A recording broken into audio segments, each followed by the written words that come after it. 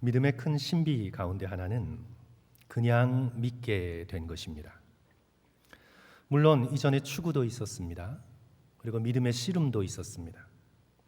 하지만 믿게 되었던 바로 그 순간을 돌이켜보면 신비입니다. 그냥 믿게 되었습니다. 믿음이 마음속에 들어왔습니다. 믿음이 생겼습니다. 저도 믿게 되었던 때를 돌이켜보면 하나의 신비입니다. 10대 때 수련회에서 목사님이 로마서 본문을 가지고 설교하고 있었습니다. 많이 들었던 말씀이었습니다. 그러나 그날, 그 시간, 그 말씀을 들으면서 믿고 싶어졌습니다. 그냥 지식적으로 아는 걸 넘어 정말 믿고 싶었습니다. 마음이 뜨거워졌습니다. 예수님을 나의 구세주로 고백하고 싶었습니다. 나의 평생을 오직 예수님께 온전히 드리고 싶은 감동이 마음속에 밀려 들어왔습니다. 교리를 다 알고 믿은 것 아닙니다. 성경을 다 통달하고 믿은 것도 아닙니다. 그 당시에 믿음을 돌이켜볼 때 아주 작고 불완전한 믿음이었지만 믿음이 생겼습니다. 믿음이 선물로 주어졌습니다. 하나님께서 마음을 열어주셨습니다. 주는 그리스도시요 살아계신 하나님의 아들이라고 고백한 베드로에게 예수 그리스도께서 말씀하십니다. 마태복음 16장 17절 예수께서 대답하여 이르시되 바요나 시몬아 내가 복이 있도다. 이를 내게 알게 하니는 혈육이 아니요 하늘에 계신 내 아버지시니라. 인간적인 지식으로 알게 된 것이 아닙니다. 하나님께서 알려주셨습니다. 하나님의 계시로 되어진 일입니다. 그래서 믿음은 신비이며 선물입니다. 오늘 본문의 백부장도 마찬가지입니다. 예수님의 십자가 처형의 책임을 맡은 로마 군인의 장교였습니다. 백부장, 100명의 정규군의 지휘자입니다. 그리하여 십자가 처형을 책임지고 예수 그리스도와 두 강도의 십자가 처형의 현장 속에 처음부터 끝까지 남아 있었습니다. 그런 그가 예수 그리스도께서 숨지실 때에 위대한 고백을 합니다. 본문 39절 예수를 향하여 섰던 백부장이 그렇게 숨지심을 보고 이르되 이 사람은 진실로 하나님의 아들이었도다 하더라. 이 사람은 진실로 하나님의 아들이었도다. 백부장은 마가복음에선 유일하게 예수님을 The Son of God, 하나님의 아들이라고 고백합니다. 예수님이 참으로 누구신가를 드러내는 복음의 핵심이 되는 그런 고백입니다. 하나님의 아들이시다. 마가복음 자체가 바로 이런 고백을 기대하며 쓰여졌습니다. 성도 여러분, 우리 다 같이 마가복음 1장 1절 우리 함께 찾아보겠습니다.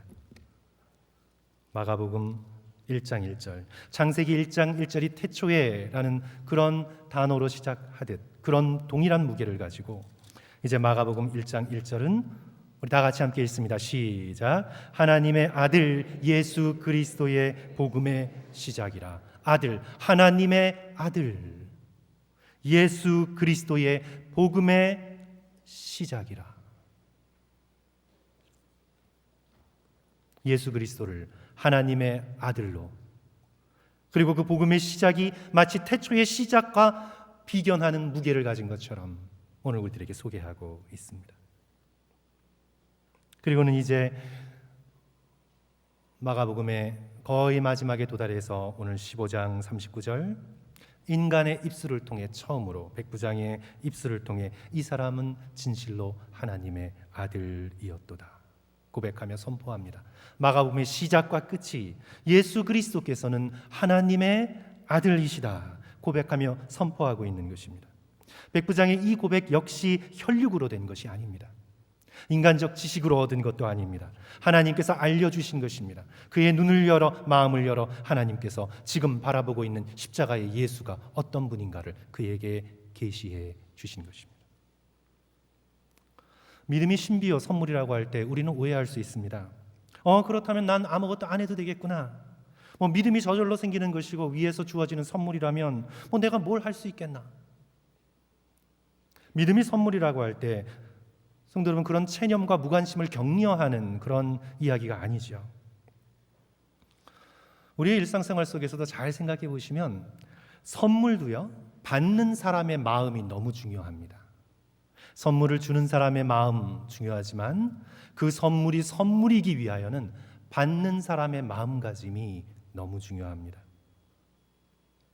예수님의 씨 뿌리는 비유를 성도 여러분 한번 생각해 보십시오. 천국의 씨앗이 선물로 내립니다. 말씀의 씨앗이 눈처럼 빛처럼 가리지 않고 모든 사람들에게 뿌려집니다.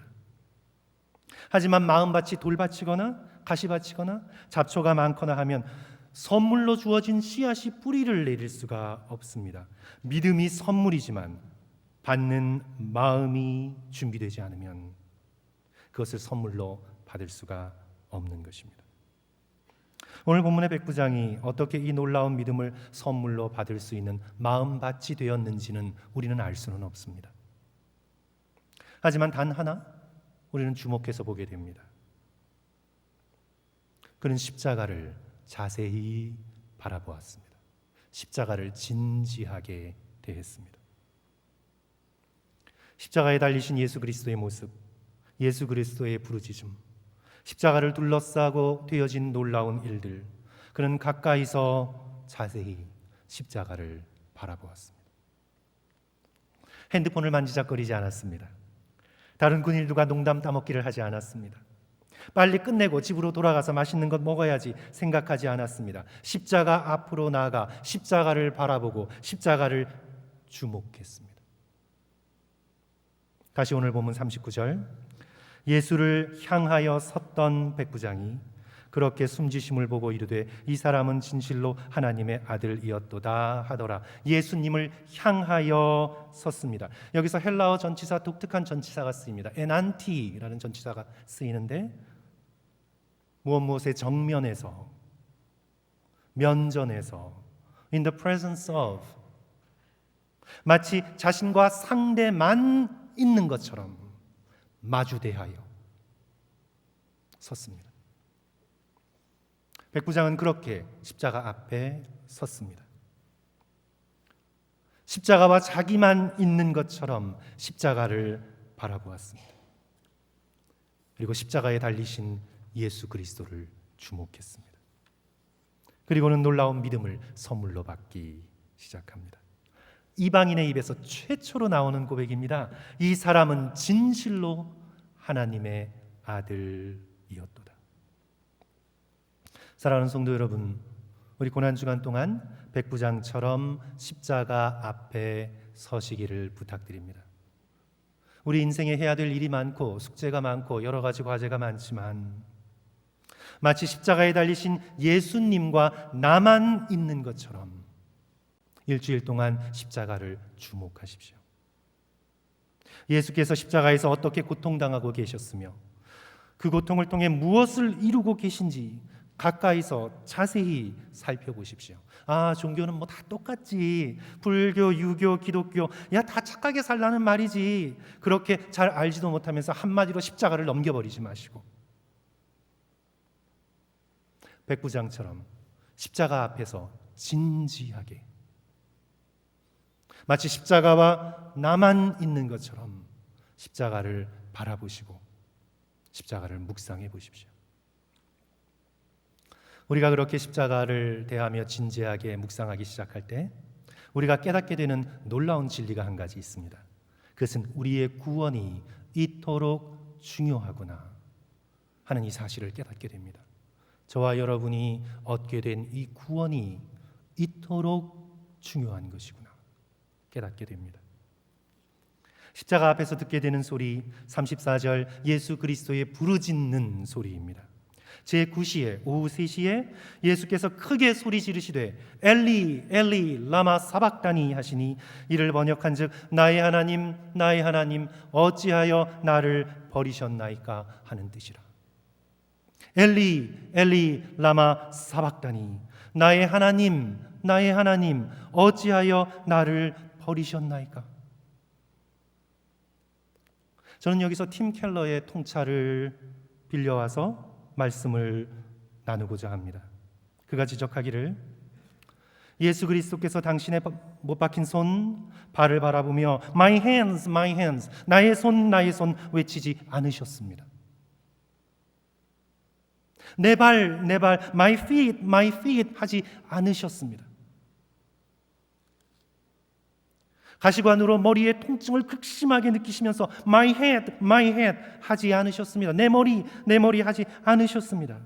육체적인 고통이 상상할 수 없을 정도로 컸지만 예수 그리스도에게 있어서의 문제는 손과 발과 머리가 아니셨습니다. My God, 나의 하나님, Why have you abandoned me? 왜 나를 버리셨나이까? 하나님께 버림받은 영적인 고통으로 부르짖으셨습니다. 육체적인 고통이 크지 않아서가 아닙니다. 하지만 육체적인 고통이 아무리 커도 영적인 고통은 그와 비교할 수 없이 더 컸기 때문입니다. 팀 켈러의 비유를 들자면 육체적인 고통은 영적인 고통에 비하면 벼룩에 물린 정도였습니다.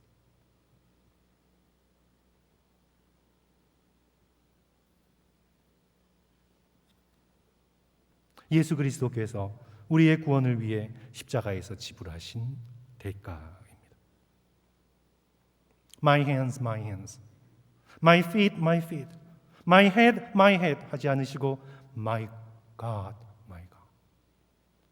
예수께서 잃어버리신 것은 손, 발, 머리가 아니셨습니다.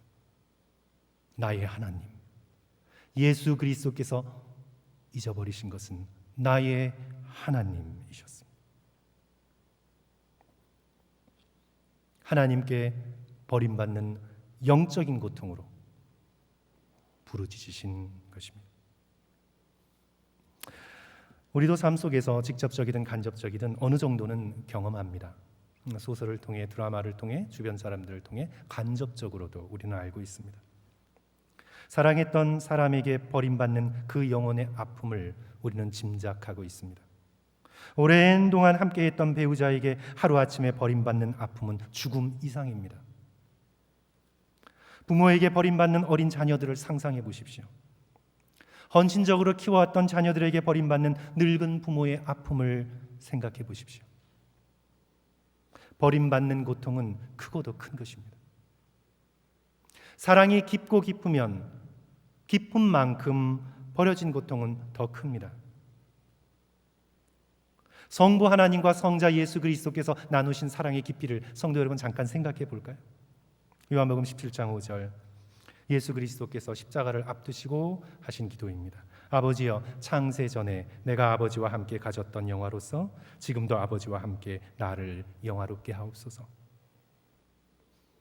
성부 하나님과 성자 예수 그리스도께서는 언제부터 사랑의 영화로운 교제를 나누셨습니까? 10년 전, 100년 전, 1000년 전, 아니 태초부터, 창세 전부터 완벽한 사랑으로 성부 하나님과 성자 예수께서는 영광스러운 사랑의 관계 안에 있었습니다. 21절, 아버지여, 아버지께서 내 안에, 내가 아버지 안에 있는 것 같이 그들도 다 하나가 되어 완벽한 일체를 이루셨습니다. 22절, 내게 주신 영광을 내가 그들에게도 주었사오니 이는 우리가 하나가 된 것 같이 그들도 하나가 되게 하려 함이니이다. 태초부터 가지셨던 완벽한 사랑, 완벽히 하나가 된 그 사랑, 아버지 안에, 아버지가 내 안에 있었던 완벽한 연합의 사랑에서 십자가에서 완전히 떨어지게 되었습니다. 죄인의 대표가 되셔서 성부 하나님께 버림받으셨습니다. 태초 이전부터 한 번도 경험이 없었던 진노의 대상이 되십니다. 여태까지는 사랑의 대상이셨는데 죄인의 대표가 되셔서 십자가에서 진노의 대상이 되십니다. 지금 나의 손, 나의 발, 나의 머리가 문제가 아닙니다. 나의 하나님 왜 나를 버리셨나이까? 우리가 지금은 상상할 수 없는 그 지옥 그 자체인 하나님으로부터 버려져 유기되는 영적인 고통을 십자가에서 친히 경험하십니다. 백부장이 목격한 한낮의 어두움은 하나님의 진노의 표시입니다. 33절, 제6시가 되매 12시 정오 온 땅에 어둠이 임하여 제9시까지 계속하더니, 이 어둠은 자연현상이 아닙니다. 보름달이 뜨는 6월절에 개기 일식이 있을 수 없습니다. 있다고 하더라도 3시간 동안 지속될 수는 없습니다. 이 어두움은 초자연적인 어두움입니다. 하나님의 진노의 표시입니다. 구약 아모스서 8장 9절 10절 그날에 내가 해를 대낮에 지게 하여 백주의 땅을 캄캄하게 하여 너희 절기를 애통으로 너희 모든 노래를 애곡으로 변하게 하며 심판의 어두움이죠. 이 어둠 속에서 예수 그리스도께서 온 인류를 대표한 죄인이 되셔서 성부 하나님에게서 유기당하십니다. 버려지십니다. 그 고통이 얼마나 큰지 손과 발, 옆구리와 머리의 고통은 벼룩에 물린 정도입니다.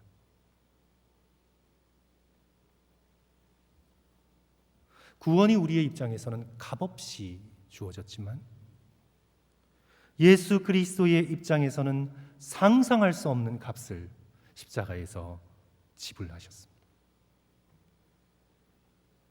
그런 영적 고통의 대가를 치르셔서라도 이루셔야 할 만큼 우리의 구원이 중요하다는 사실입니다. 성도 여러분. 성도 여러분, 십자가 앞에 서게 될 때 우리는 깨닫게 됩니다. 우리의 삶은 매우 진지한 것입니다. 우리의 삶은 매우 중요한 것입니다. 삶이 별것 아니고 죽고 지나가면 그만인 하찮은 것이라면, 그래 이번 생은 좀 힘드니까 뭐 다음 생에 좀 좋아질까 하는 그 정도라면 예수 그리스도께서 이렇게 고통당해야 할 아무런 이유가 없습니다. 성부 하나님께 버려지기까지 고통당하신 이유는 저와 여러분이 지금 이 세상을 살아가는 동안 반드시 구원받아야 하기 때문입니다. 고린도후서 6장 2절 하반절 보라 지금은 은혜 받을 만한 때요 보라 지금은 구원의 날이로다. Now is the time of God's favor. Now is the day of God's salvation. Now, 지금, 여기, 지금 우리가 살고 있는 이 순간, 내일 10년 후 죽은 다음이 아니라 지금 십자가의 구원을 바라보고 하나님을 경외하고 천국을 준비하는 것, 지금 우리가 살아가고 있는 한순간 한순간 하루하루의 삶이 너무나 중요한 것입니다. 그것이 중요하지 않다면 예수 그리스도께서 인간이 되셔서 이 땅 가운데 오실 이유도 없고 십자가에서 저런 처참한 영적인 고통을 그 값을 지불할 아무런 이유가 없습니다. 십자가를 생각할 때 오늘 우리가 살아가는 이 삶이 너무나 소중하고 삶을 대하여 우리가 진지해야 한다는 것을 우리는 깨닫게 됩니다. 그러나 성도 여러분, 주변을 좀 보십시오. 텔레비전을 켜보시고 인터넷을 보시고 정치인들을 보시고 또 주변을 이렇게 좀 보시면 세상은 이 삶을 아주 하찮게 만들고 있습니다. 세상을 농담, 장난, 오락 정도로 만들고 있습니다. 그래서 세상, 삶 하면 실컷 즐기다가 가야 하는 것 정도로 생각하고 있습니다. 사람들이 가장 좋아하는 말 have fun이라는 표현이죠. 제가 어느 결혼식에서 제가 인도는 하지 않았습니다. 근데 이제 아버지가 결혼하는 신랑 신부에게 충고라고 해주는 말에 놀랐습니다. have fun. 얼마든지 농담으로 할 수 있는 이야기죠. 그리고 또 영어로 그 의미가 그냥 캐주얼하게 쓰이는 의미라 그럴 수 있다고 생각합니다. 그런데 결혼이 오락인 것처럼 게임인 것처럼 have fun. 근데 성도 여러분, 게임이 끝나면 그러면 그 결혼은 어떻게 되는 건가요? 더 이상 fun 할 수 없으면 그 결혼은 어떻게 돼야 하는 것입니까? 농담으로 할 수 있는 말이지만 그때 제 귀엔 너무나 가볍게 들렸습니다. 이 세상은 삶에 진지할 수 있는 기회를 앗아갑니다. 진지해야 하는 순간에서조차 진지할 수 없도록 만드는 것이 이 세상의 문화입니다. 존 파이퍼 목사님이 암으로 입원을 했던 때의 경험을 이야기하고 있는데, 이제 옆 침대에 누운 환우가 틀어놓은 텔레비전 때문에 견딜 수가 없는 거예요. 이 육체적인 이 아픔도 아픔이지만 그때 독방에 못 들어가셨나 봐요. 옆 옆 환우가 틀어놓는 텔레비전 때문에. 이 존 파이퍼 목사님은 지금까지도 집에 텔레비전이 없다고 합니다. 이 텔레비전 때문에 견딜 수가 없는 거예요. 텔레비전 내용의 선전성보다는 그 내용이 공허하고 허망하고 어이없이 유치한 내용 때문에 그것을 보고 견딜 수가 없는 거예요. 어른들이 한다는 짓이 하나같이 삶을 경박한 쇼처럼 대하고 있기 때문에 견딜 수가 없는 거예요. 이 침대에 누워있는 환자의 섬뜩한 모습과 텔레비전의 경박한 모습이 극명한 대조를 이루고 있었습니다. 죽음의 문턱에서 더욱 진지해져야 할 인간이 영혼에 대해, 하나님에 대해, 자기가 여태까지 살아온 삶의 의미에 대해, 앞으로 닥칠 죽음에 대해 정말 진지해야 할 그 순간에서조차 진지할 수 없습니다. 끝까지 have fun, 재미, 오락, 장난, 농담 외에는 아무것도 할 수 없는 인생의 비극입니다. 오늘 본문의 사람들을 보시기 바랍니다. 예수님께서는 엘리 엘리 라마 사박다니, 나의 하나님 어찌하여 나를 버리셨나이까? 하나님의 아들로 우리를 위하여 지옥의 고통을 친히 당하고 계신데, 인류 역사에서 가장 진지한 순간이 있다면 바로 이 순간입니다. 우주의 창조에서부터 재림까지 가장 진지한 순간이 있다면 바로 예수 그리스도께서 십자가에 달리신 6시간입니다. 인류 역사의 가장 진지한 그 순간에 십자가를 둘러싸고 사람들이 보인 반응을 보십시오.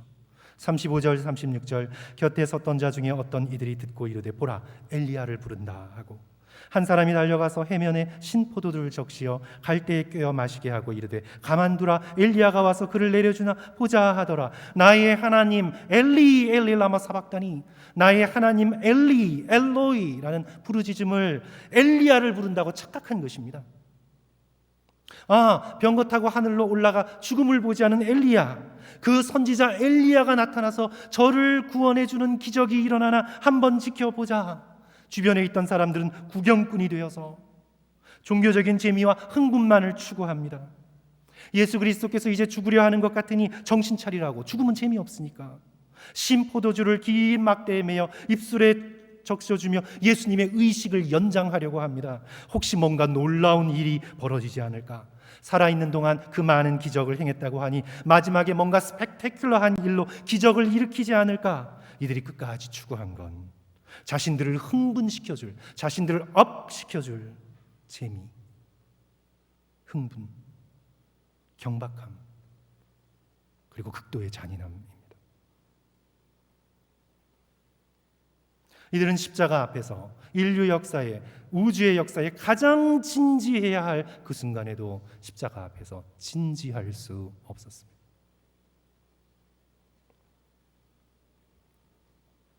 그러나 오늘 본문의 백부장은 진지했습니다.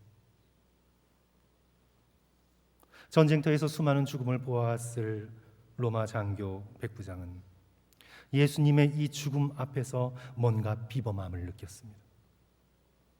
그래서 십자가를 향하여 애난티, 십자가를 정면으로 바라보며 마치 십자가와 자신만 있는 것처럼 예수 그리스도 앞에 섰습니다. 그리고 주님을, 예수 그리스도를 바라보았습니다. 그 입술에서 나오는 모든 외침을 들었습니다. 그 극심한 고통 중에서도 예수 그리스도께서 보인 용서, 예수 그리스도께서 보인 자비, 예수 그리스도께서 보인 사랑을 보았습니다. 그리고 이 비범한 의인의 죽음은 단지 한 인간의 죽음이 아님을 어렴풋이 깨닫게 되었습니다. 하늘과 땅 사이에 매달려 인간의 죄를 대신하여 버림받은 하나님의 아들임을 하나님의 계시로 알게 되었습니다. 당장은 희미한 지식입니다. 당장은 불완전한 지식이었습니다. 하지만 그는 십자가를 바라보았고 십자가를 믿게 되었고 십자가의 경험을 간직하여 후에 확실히 알게 되었음에 틀림없습니다. 그리하여 오늘 본문에서 십자가의 목격자로 초대 교회를 향하여, 그리고 오늘 저와 여러분을 향하여 이렇게 증언하고 있습니다. 이 사람은 진실로 하나님의 아들이었더라. 말씀을 맺으려고 합니다. 사랑하는 성도 여러분, 십자가 앞에서 진지하십시오. 특별히 고난주간 동안 have fun 하라는 생각을 미루고, 성도 여러분, 재미와 오락이 잘못됐다는 뜻이 아닙니다. 하나님께서 창조하신 자연을 통해 또 이 문화를 통해 우리는 즐거움을 누릴 수 있습니다. 그러나 그것이 우리의 인생의 최고의 목표가 될 때 문제가 되는 거죠. 성도 여러분, 적어도 이 고난주간 일주일만큼은 내가 fun 하려는 그런 생각을 미루고 백부장처럼 더욱 십자가 앞에 가까이 나오시기를 주님의 이름으로 간절히 축원합니다. 새벽 기도로, 또 필요하다면 금식으로 자신을 좀 괴롭게 하고, 나에게 진짜 중요한 것이 무엇인지 자신의 인생을 돌아보며 십자가 앞에서 때로 금식으로 주님을 바라보시기 바랍니다. 사람들에게 늘 컴플레인하고 내 마음을 좀 알아줬으면, 늘 사람들의 얼굴만 바라보고 인생을 살았다면 그 언어를 주님께 올려드리며 깊은 침묵 가운데 십자가를 바라보시는 시간을 가지십시오. 십자가 앞에 진지하십시오. 십자가를 바라보시고 우리를 위해 버려지신 예수 그리스도를 깊이 생각하며 우리의 구원이 이토록 중요하구나, 내가 구원받은 사실이 이토록 중요했구나, 나를 구원하시기 위해 치르셨던 대가가 이토록 어마어마했구나, 이 다함이 없는 십자가의 사랑에 감격하며 고난주간 보내시기를 주님의 이름으로 간절히 축원합니다.